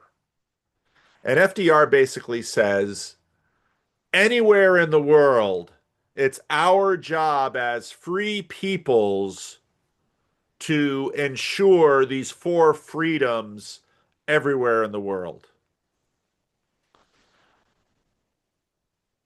That's an audacious thing to say just in the scope of human history because I think you would have a really difficult case arguing that any government can deliver this just by Mhm. virtue of what governments are.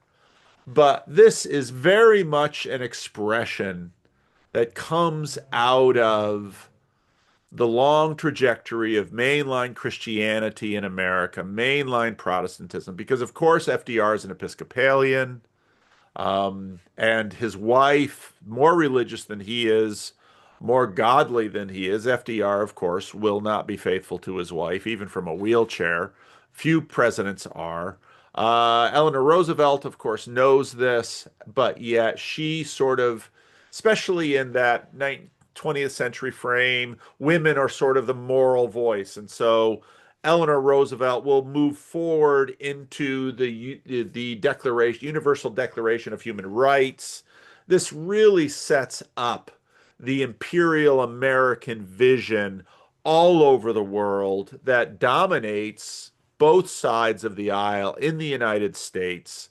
You can understand resistance to communism in there. You can understand both the war against the Japanese and the Germans. You can understand the revulsion of the Holocaust. And this is on the heels of FDR, breaking the WASP monopoly on ownership of the American dream and the American interest. Now, Catholics can be Americans and Jews can be Americans. And don't forget that the Ku Klux Klan wasn't just against black folks, they were also against the Catholics and the Jews. And you have to understand American history. Roosevelt is the first president that allows women, Catholics, and Jews into the cabinet. I mean, women, Catholics, and Jews, and blacks, and Hispanics, and these are not allowed in country clubs, and these are the places of power, and not allowed in I mean, the whole liberationist thread that has been going since the 19th century through the Wilson administration. So America, and so when I look at the fight about Christian nationalism, it's not a fight about whether America will be a Christian country. I think Ryrie nicely sets up that part of what happens with Bonhoeffer, and this continues in the United States after the war, that the establishment churches that had happened already to the Orthodox in some ways with the Russian Revolution. It had been happening in Italy, and the final nail in the coffin happened with Italian unification. This is why I've been reading all these crazy books. And then it's Mussolini and Franco for the Catholics are like, this is our way to make civilizational Catholic again. Hmm. And they have this hopes for Austria because Austria was the great guarantor of the Vatican, the Austrian Empire. Hitler is an Austrian, but then when they meet Hitler, that's like, he's no Mussolini and he's no Franco. Hitler is a completely other animal, and it's a complete catastrophe. So this, you have at the end of the war, American mainline, they've opened the doors. They're ready to accept the Catholics and the Jews.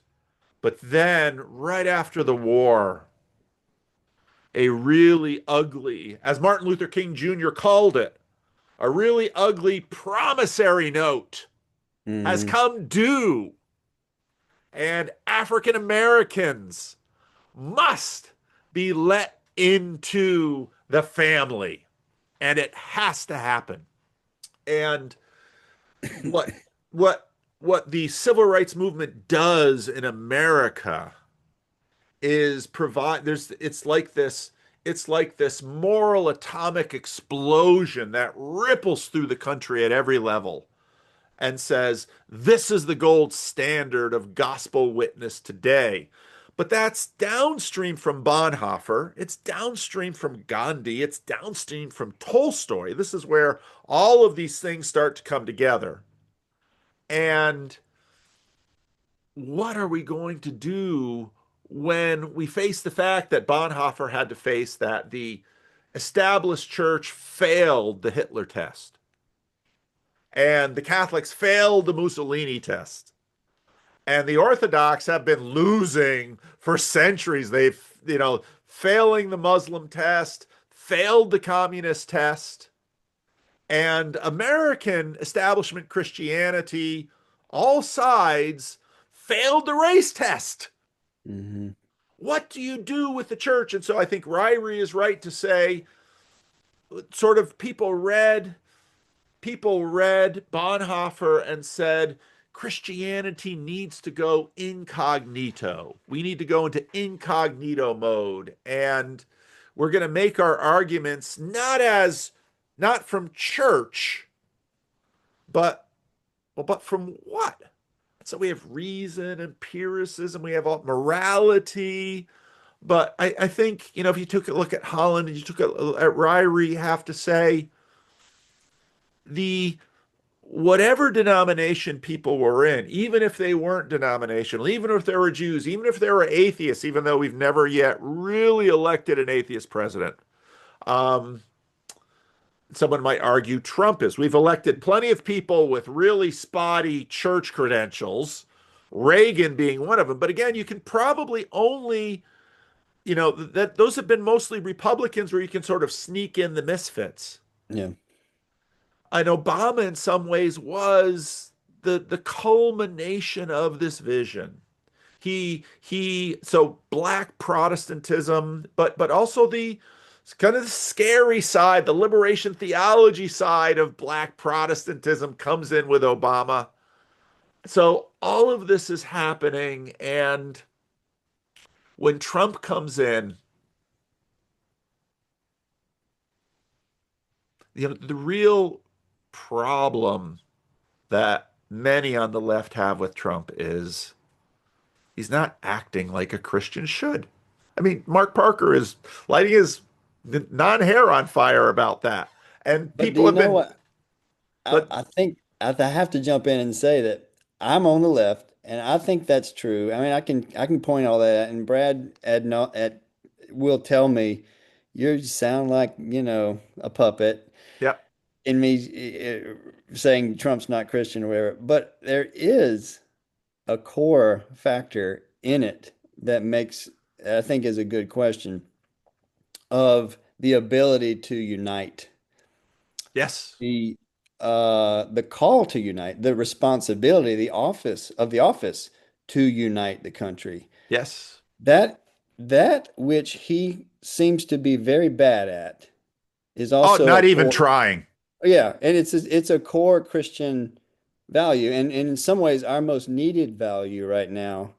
If that's if that's a Christian value, that may be something that we could talk about. But I think that um, your distinctions about a Christian nation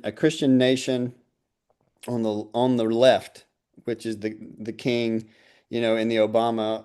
It goes back to the 50s. Tillich and the Niebers um, were the. I see what's going on now as kind of a reinstating of the same thing on the right. Like it's finding foundations on the right and saying this is what we ought to build on. So you got this huge clash of the two Christian nations. I really appreciated you pointing that out because it is nationalism on both sides, and it is a claim to Christianity on both sides, even if your Christianity is a loose liberalism that is open to all religions and all kinds of gender ideology. That still has its roots in Christianity from a moralizing perspective, and mostly in that civil rights push. Yeah, I don't think you can get to gay rights without Christianity. And I think all of the other cultures, if you Google what the Dalai Lama said about gay sex in the 1990s, you'll be shocked because he was not for it. Mm, And it is Christianity a la secularism that has brought that throughout the world. It hmm is, I don't think you get to same-sex marriage without Christianity. Right. But the question is that also the case that you don't get to Arminianism without Calvinism? In other words, is it how can we understand this? And I think, so actually before we talked today, I was on one of, so there's a, so everything has fringes, and part of the fringe of the corner, because he says he's not part of the corner, but he's been right at the corner right from the start. So he's more corner than just about anybody, which was Jacob Federecci, where we were just having this lively conversation on Jacob's channel about Trump as to whether or not, see, in my view, Trump is Ragnarok. Trump is the destroyer. And that is exactly what he's doing. And he is apocalyptic and he is destroying. And he is destroying the old order. Now, you can argue whether that's a good or a bad thing. All of us will probably say there's some good things about it and some bad things about it. But Trump is a destroyer, and that is what he's doing. Now, you might say that a bunch of things needed to be destroyed. Fair enough. But we are at the turning of a page, and I think it's really helpful. See now, and so then a bunch of people go sort of post-liberal, and I look at that and I think that's just not going to be. I hope not, because again, We part of don't the reason want that him to destroy that. well, he's going to Liberalism. dist what happens. Well, let's think about the Protestant Reformation. So something that, or the Protestant Reformations, because what it was actually is a series of destructions. I mean, there was Latin Christendom was in some ways beginning to be destroyed by Martin Luther and the Anabaptists and the princes revolting from Rome. And now, again, you can, with Tom Holland, date that way back. That destruction didn't just start with them. In fact, the seeds of that destruction are right there with Constantine. So, in terms of how the whole thing forms. So, Trump is a destroyer. And people are going to be all over the map in terms of the good and the bad of that. But that's what's coming. And what will come after Trump, we'll see. But Roosevelt, too, was a builder. He's a huge builder of institutions. I mean, Roosevelt flung out three-letter agencies like Grim Grids and like in Grim Grids' Nightmares. Um, but there's actually a lot of similarity between Trump and FDR in that way, and that they are long-standing, highly influential transitional figures. In many ways, it was FDR that really establishes the American empire. Now, the irony of Trump is that, on one case, he's been the destroyer of the American empire right from the start, especially of his second term, telling Europe, you're on your own. But are they?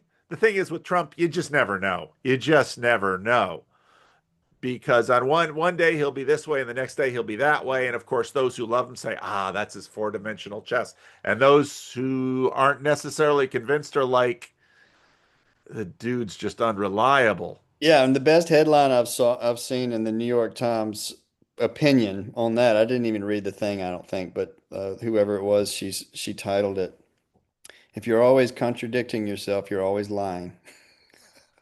Well, I don't think there's any question Trump lies all the time. I mean, it's just he's or you might say he uses language differently. Well, fair enough. But I guess part of the point I want to make in this, in the context of the conversation we're having, I love the fact that you shared the story about the apocalypse, because divorce is an apocalypse. It's the day of the Lord. And the funny thing scripturally about the day of the Lord is that it's all over the place. I mean, the day of the Lord is, Adam, where are you? The day of the Lord is, the liberation of the slaves from Egypt. I mean, that's the day of the Lord. The day of the Lord is Sinai, where the law is given. The day of the Lord is when Solomon builds the temple and the cloud comes on the temple. The day of the Lord is when the Babylonians come and destroy that same temple. I mean, again and again and again. The day of the Lord is when Jesus is crucified outside of Jerusalem. And Mhm. and I always tell people the day of the Lord comes, it's fractal. The Peugeot speech at Midwestuary. The day of the Lord came, a small day of the Lord comes when you're a teenager or a young adult and you look back at your parents, or maybe you're a young adult living with your parents and you're looking at their marriage and it's like, oh. And it's not until your 30s or 40s that you realize that oh is built into you, and you're going to play out of that playbook in your marriage, and either you're going to be able to sort of, because your wife is doing the same thing, it's now you've got two messy playbooks, and either you're going to be able to untangle this thing or you're not, or maybe you're just going to have 80% of your conflict go over there, and we have this entire marriage where 80% of it is behind that door and we don't open it because we have all these other things over here. I mean, again, this is So now we're experiencing the day of the Lord as a nation. And, well, when you talked about unity, well, that's true. But Jesus, sort of like the book of Proverbs, says two things on this score. On one hand, he says, he's coming to gather the hens, and he cries on Jerusalem because he wants to gather them. And then he says, I haven't come to bring peace. I've come to bring a sword. And the problem with the book of Proverbs, often with Jesus, is that he's saying both things. And you might say, wow, see, that's the Bible. No, no, no. They're Hmm. both true. He does come to bring peace and he does come to bring a sword. But then there's, of course, Ecclesiastes 3, when a big part of wisdom is figuring out what time is it. And we're at the time now of apocalypse at a certain level. And okay, I remember Eugene Peterson,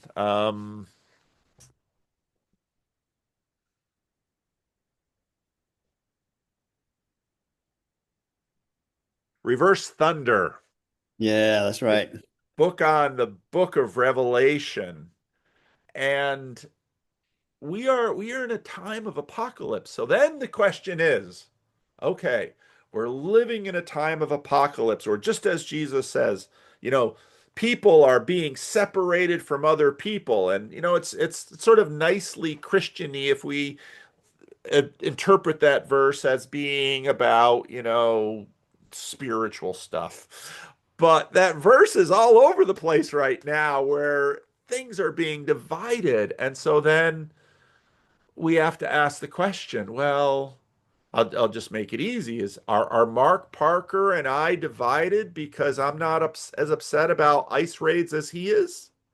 Is that the sort of Jesus coming down between us? Is that and now with you and your brother, okay, well how do we live during an apocalypse? And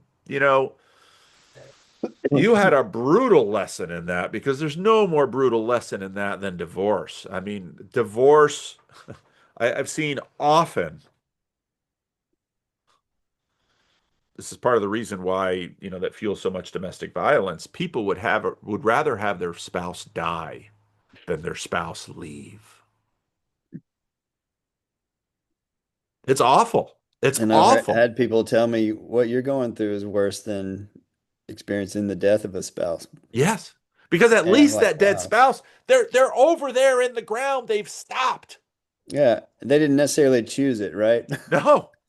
And that and I've often said this dead person, they're over there, they're no longer, but you're a divorce is worse because now something. I sometimes tell people to give their marriage a name because now being and becoming, well, is a marriage a process or is it a thing? Hmm. Well, it's both, but it Hmm. is a thing. And then when you have a divorce, it it sort of ends. But then this other thing, it's almost the relationship with your ex-spouse can become like something undead. Hmm. It's not alive, but it's not dead. And so, well, we're experiencing something like this now. And you've experienced it with your brother. And how good it is when brothers live together in unity. They wouldn't have had that wouldn't have had to be in a psalm if we can just take it for granted, like water is wet. Hmm. There aren't Yeah. any psalms that say water is wet. How good it is when water is wet. So I, you know, so on one hand, there's a lot going on. But then we have to figure out, okay, if we're living in the time of an apocalypse, as I believe we are, how should we live? And then how do we love those on the other sides of these divides? Because the Mm. crazy thing about Jesus is, everyone tells you love your allies and hate your enemies. You don't need to be told that. But I tell you, love your enemies. Yeah. Well, then Yeah, the and question is how? his whole message is teaching and him living it out and going to the cross. And what's included in that is the division of the sword, um, dividing family members from one another. Yeah, Um, I mean, things do come apart. Society does unravel. The restrainer gets thinner and thinner. And I think that the lesson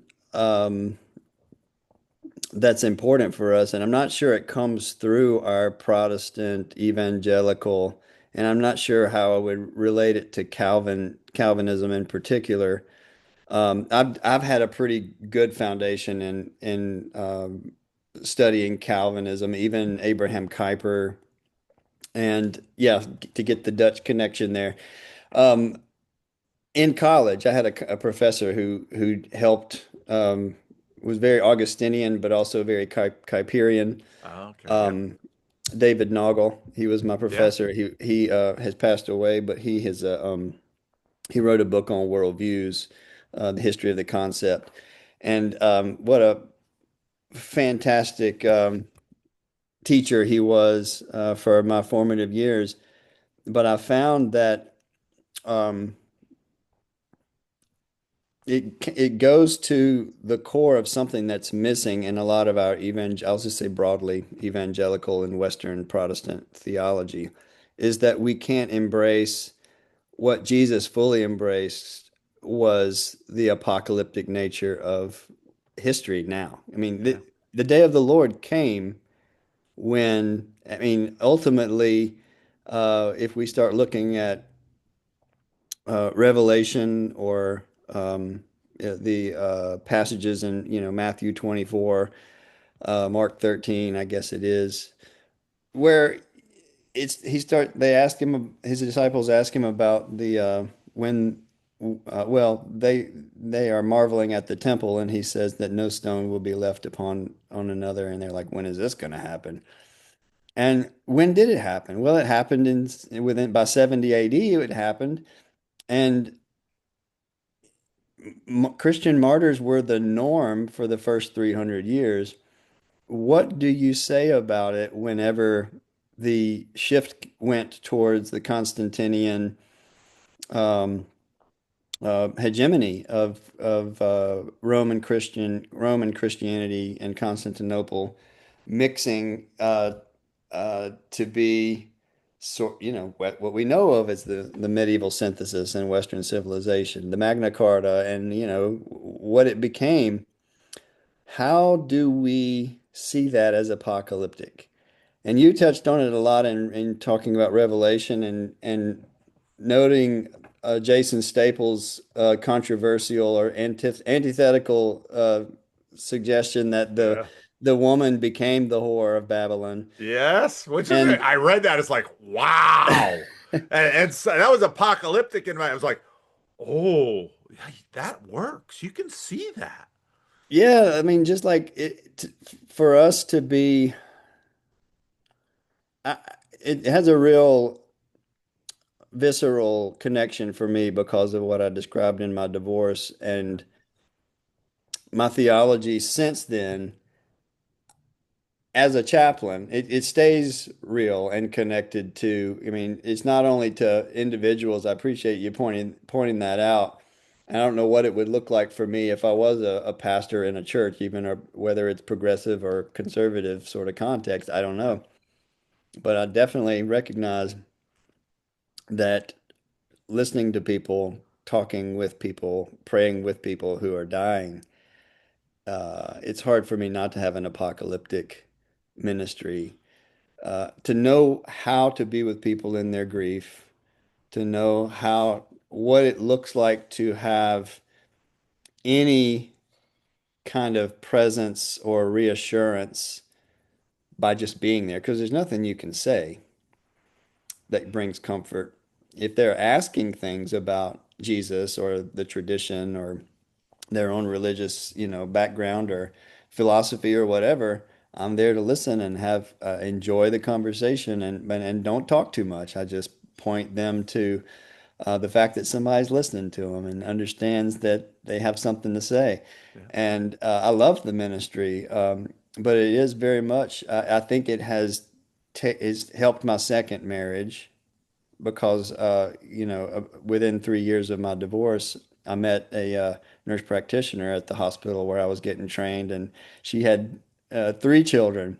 They were all older than mine, but two of them were still living with her, and we blended our households. And boy, when I turned 39, that was the beginning of a year right there. We got married. Well, actually, technically, we started dating, got married within 6 months. We blended our families in a tiny apartment I was living in, bought a house, finished my residency as a chaplain. I got a job, and well, moved Wow. into it, made a move That's into a house. apocalyptic too. That was, yeah, it's definitely happening too fast for this fella. But I made it, and I've had um, a good bit of therapeutic counseling myself Yeah. that was, spun off of not only remarriage, well, grief and divorce and coping in all the changes of remarriage. And I just find that it's best to recognize, like Jesus did, that we are called to die. And to bring it back up to speed with all of our previous conversation, a verse that has jumped out at me this year in Revelation is, I think, chapter 12, verse 11, or somewhere around there, saying that those who overcame the beast the beast and the whore, I guess, Mhm. um, uh, did so by the blood of the Lamb and the word of their testimony. And then the Yeah. follow-up phrase is, and they did not love their life Yeah. even when faced with death. Yeah. That's apocalypse right there. And Yeah. so anything you've got in your ministry or your family of origin or your financial portfolio or whatever that's built up, it only has so much security and value. Yeah. And Jesus said all that. Yeah. That's not where you find your security and your No. value. No. It's in the heart of your relationship to the Father through, prayer and um, the Father's presence through the Son and their relationship and the spirits. And it's just a beautiful recognition of nothing can take these things from you. Yeah. This is where you invest, and the life that you love or that you think that is secured, um, you're going to handle it better and more wisely when you don't grasp at it and hold on to it in such a way that you're, I guess, clingy or um, protectant, inordinately protectant um, of self and all that's yours, because things are falling apart, Yeah. and things do fall apart, Yeah. and and we have nothing to fear in that situation because we bear witness to a life that's greater. Another strong phrase comes from Hebrews, the power of an indestructible life. I believe chapter 7, or maybe it's chapter 2.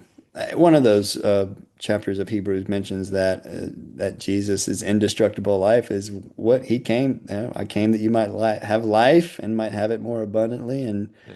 to know eternal life with an eternal quality. We don't have to fear. We don't have to protect.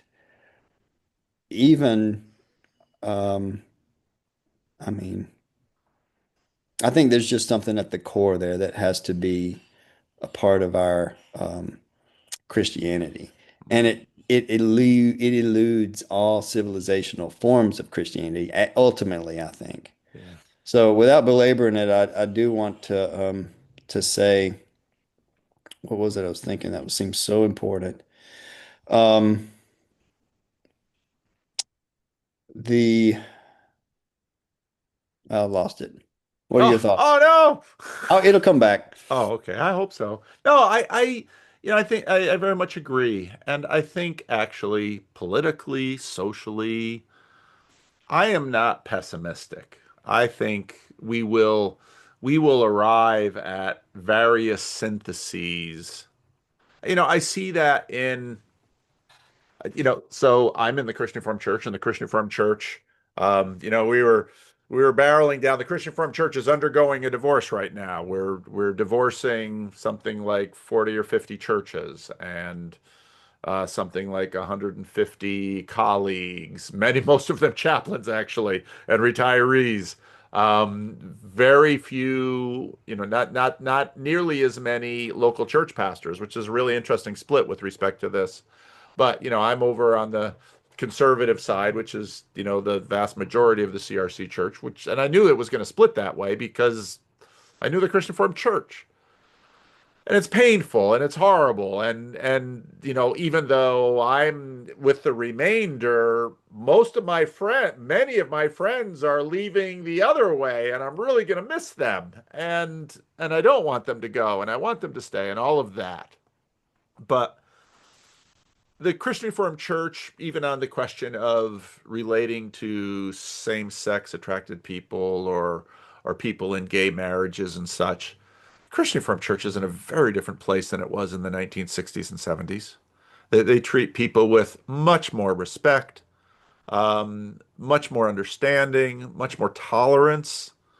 And even the contentious Synod of 2022, where they made this issue a confessional issue, the entire synod stood up and repented of the way that we have handled this issue in the past.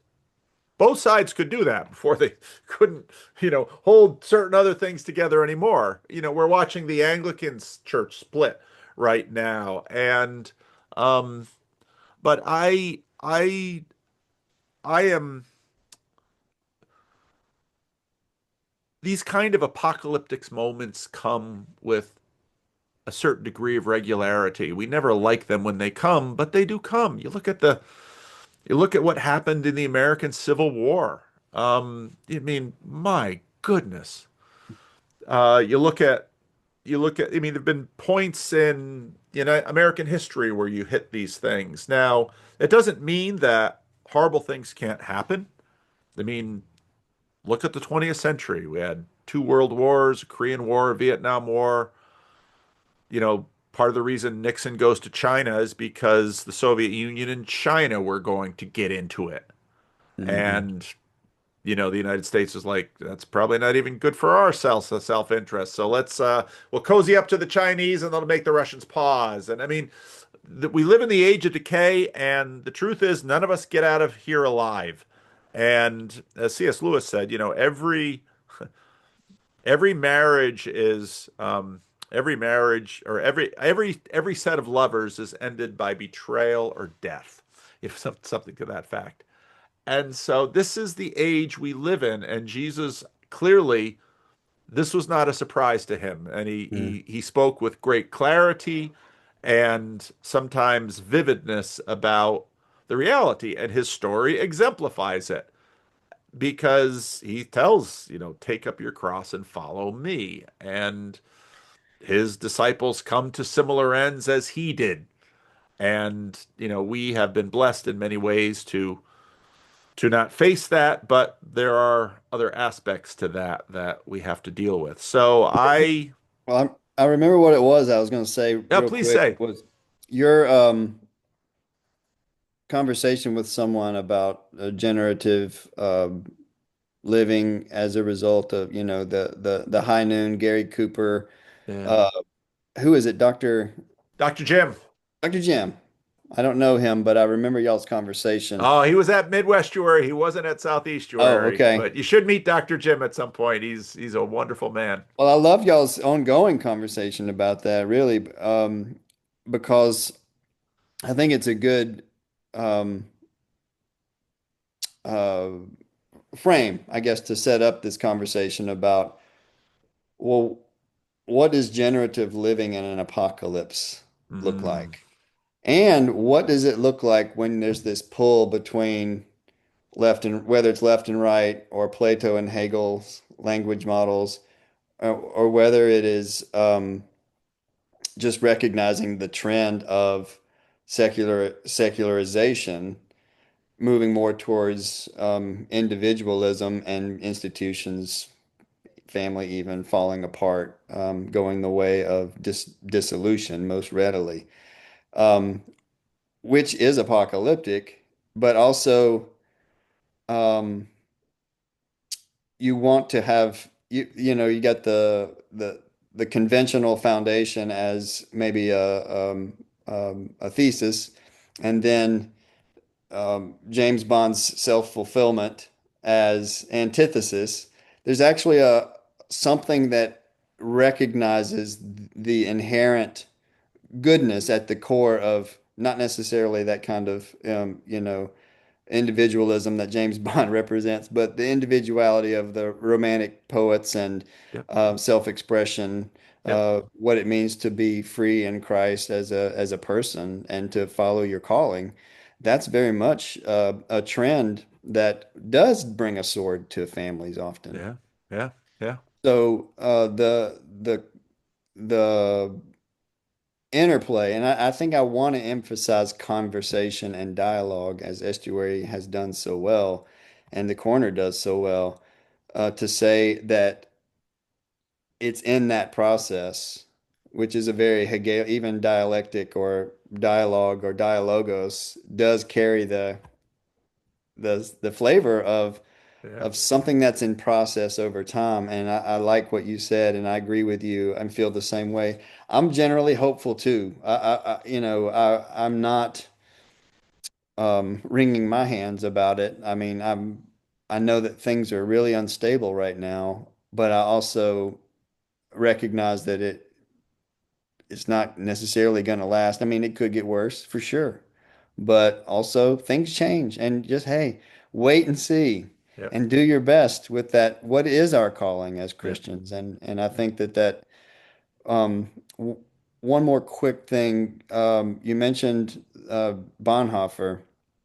I heard Rowan Williams say recently about his one of the some late letter of Bonhoeffer where he started thinking back to what reflecting on his whole experience through the war and Nazis and all that. Um, there's this document in there called the Barmen Declaration, which was the confessing church, Yep. had separated from the Lutheran church. Yep. Um, but in that declaration and something about its resolution, Bonhoeffer was reflecting on it in this letter, saying that it was actually the fault of the confessing church focusing on preserving itself Mm, for posterity and mm, generative living mm. that kept them from just being radically in solidarity with the Jews and going and dying with them in the death Yeah. camps. Yeah. Yeah. Yeah. Yeah. Very strong Yeah. message, very strong point that I think does get to the heart of any Christians experiencing meaning crisis. Yeah. And I want to be a part of and continue contributing and listening in on all these conversations that you've been so gracious and generous and helpful to foster and facilitate. Well, thank you. Well, we have another one that we have to do yet, which I'm really looking There's a forward to. third part to this, everybody. That's right. There's a third part, and I'm really looking forward to that. Who knows? Maybe there might be a fourth and fifth. Who knows? We'll see how far we get with two Yeah. hours with the three of us. But the joy, the benefit, the payoff of this work is what we're enjoying right now, and what I've enjoyed with your brother, what I've now got this new I'm running I'm running reruns. I'm running old conversations with people on a stream, and you know the the gift that Christ gives us is himself. And when Christ gives us himself, he gives us each other, because it's that spirit that, it's Mm. his spirit. And when you look at, even, many have pointed out over the years that when you look at his 12 chosen disciples, now obviously he had a larger group that followed him, the 72 or whatever. But when you look at the 12, you've got representatives in some ways, but you've got individuals selected from all across this terribly, if we think our culture war is bad, I mean, what was going on in the Galilee and Judea at that time was, um, Kenneth Bailey, who wrote some wonderful things when he was, teaching in the American University of Beirut, teaching New Testament. I mean, he would teach Jesus to his students, and his students were like, "How did he last 3 years?" You know, because you don't. It's if there's a gang war going on, you don't just not take a side. The whole point of it is you are recruited to a side.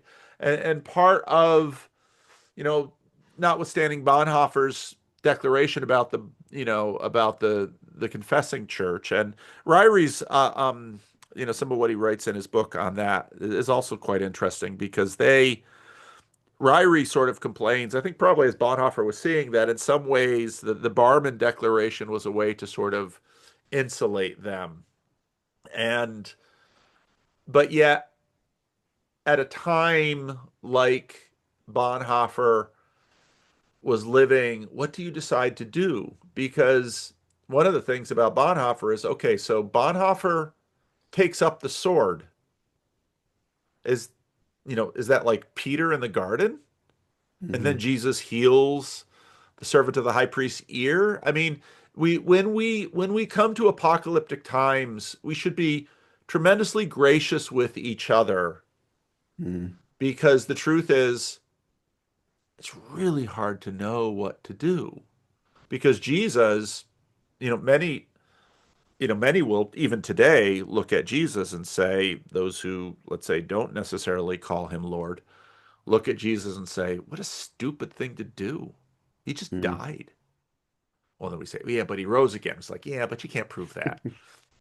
Well, whether or not you, but that's where belief in the resurrection suddenly gets some valence, because if you don't buy the resurrection, the crucifixion, well, then you have to deal with that. And like some, Muslims might say, well, there was a swap, because God would never let such a great prophet die in such a humiliating way.